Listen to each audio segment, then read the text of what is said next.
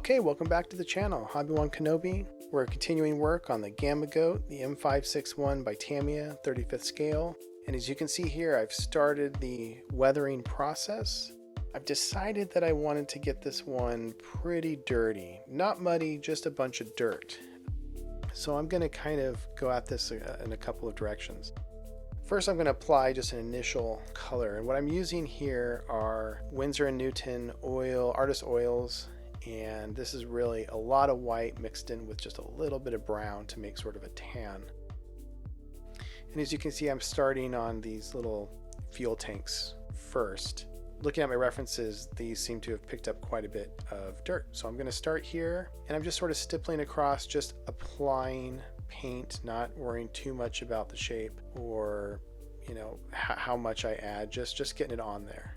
I do want to kind of get an idea as to the contour or to the line of just about how high or how low I want to go on the vehicle. And as you can see here, there's a little bit of a dusting that's been applied already.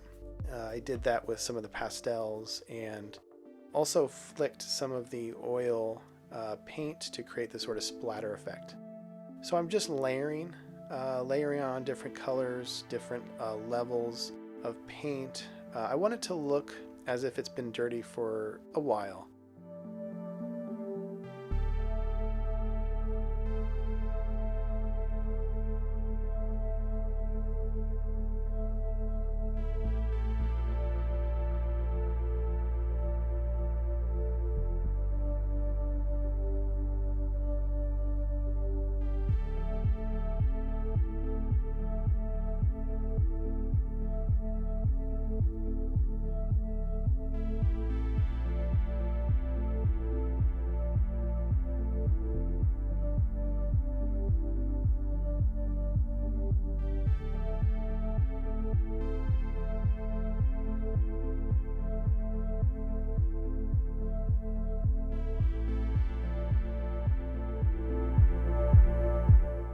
Okay, now I'm taking care of another aspect of this vehicle that I wanted to do, and that is basically add different tones to this sort of monochromatic paint job.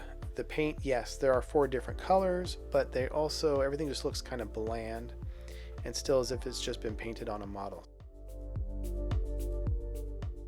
This is essentially the same kind of effect that we do for dot filtering. In fact, this is literally dot filtering. But I think a lot of times dot filtering is used for streaking.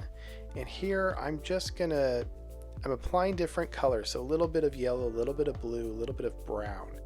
And I'm using blue and yellow because they reflect the greens, and the brown reflects the brown. And I'm also adding some white and black to sort of gray off some of the section to sort of mute it a little bit. And so then I'll come back at these little dots that I've added, and I'm going to kind of scuff them away or spread them around the surface. And this helps create variation in these colors. Sometimes the blue will get blended a bit with the yellow, again creating kind of a greenish color. And you can see I'm kind of targeting some of the blues and yellows first before I really deal with the whites and the blacks. Part of the reason is these are some of the more stark effects. As you can see here, this blue stands out pretty good. So I want to kind of work with those first, whereas the white and the black color, again, they just sort of mute the color, the tone, and don't really take away too much from the original color. I tend to try to stay away from reds in these colors. The brown is just about as red as I'm going to get, but a pure red, to my eye, doesn't quite look right on the brown. It starts to make it look almost as if there's some sort of blood stain or something, and I'm not the kind of modeler who likes to add a bunch of blood stains to their vehicle. So I am working on a flat, dull surface, but there is still a lot of time for these oils to dry, so I'm not too worried about getting to a point where I can't remove anymore.